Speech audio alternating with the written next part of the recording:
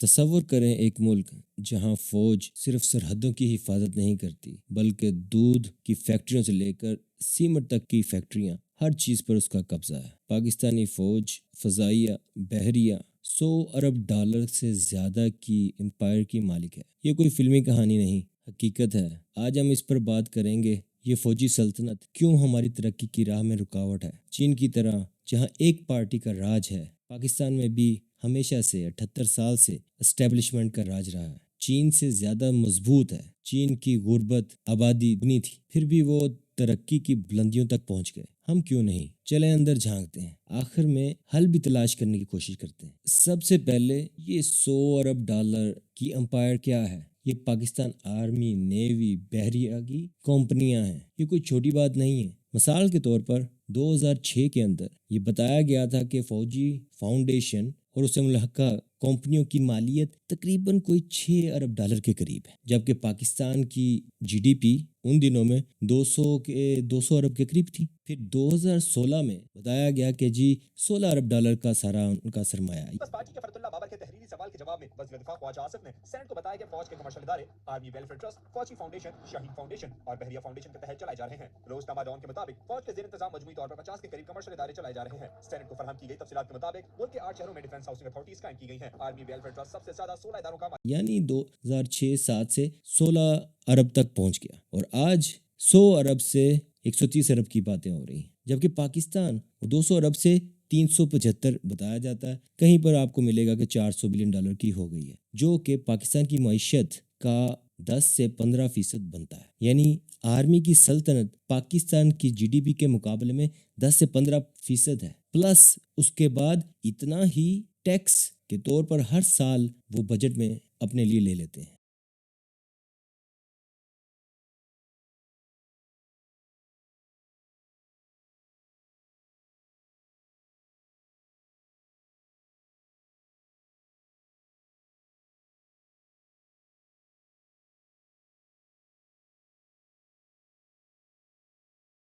آپ ابھی ذرا یہ سوچیں، جب فوجی جرنیل بزنس مین بن جائیں، دکان کھول لیں، تو کون سا شہری ان کا مقابلہ کر سکتا ہے؟ نتیجہ شہری غریب رہ جاتے ہیں، پیچھے رہ جاتے ہیں، کرپشن بڑھتی ہے اور ترقی کا خواب ادھورا رہ جاتا ہے۔ یہ کوئی سازش یا تھیوری نہیں، اعداد و شمار کی بات ہے جو ہم ابھی آپ کو دکھاتے ہیں۔ یہ فوجی کمپنیوں کی لسٹ آپ کی اسکرین کے اوپر اب رول کر رہی ہے، اس کو ذرا دیکھیے۔ یہ صرف وہ چیدہ کمپنیاں ہیں جو مجھے مل سکیں، جو ویب سائٹس، ان کی اپنی سائٹس یا ویکیپیڈیا سے میں نے ڈھونڈی۔ اس کے علاوہ کچھ اور بھی ہیں جو کنفرم نہیں ہے، تو میں نے اس میں شامل نہیں کی۔ اس سے ملتی جلتی چھوٹی چھوٹی کمپنی اور بھی بہت زیادہ ہیں، تو تعداد تقریباً شاید 200 سے بھی زیادہ ہو۔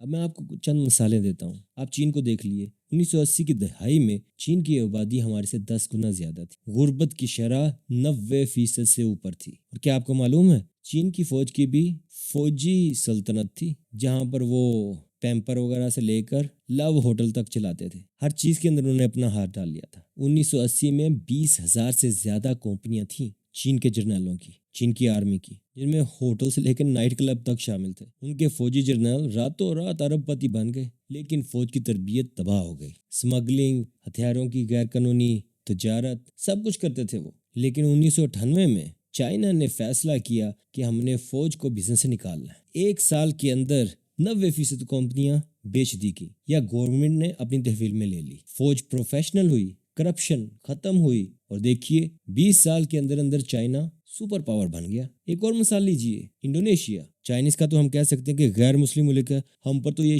لاگو ہی نہیں ہوتا، ہم نہیں کر سکتے چائنیز کی طرح۔ تو انڈونیشیا وہ تو مسلم ملک ہے نا، وہاں کا سنیے۔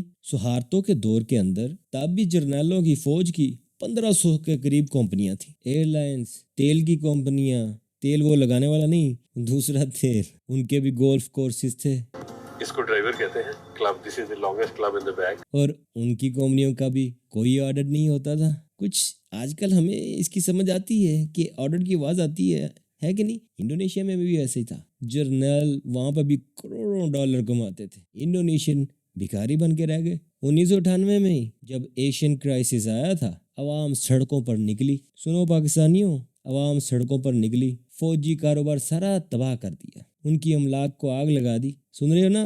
انڈونیشیا میں 2004 سے لے کے 2009 تک بڑا انقلاب آیا، پھر وہی ہوا جو چائنا پہلے ہی کر چکا تھا۔ انہوں نے دیکھا کہ چائنا نے یہ کر دیا، ہم بھی کر لیں، غیرت مند تھے نا، کچھ سوچتے تھے ملک کا۔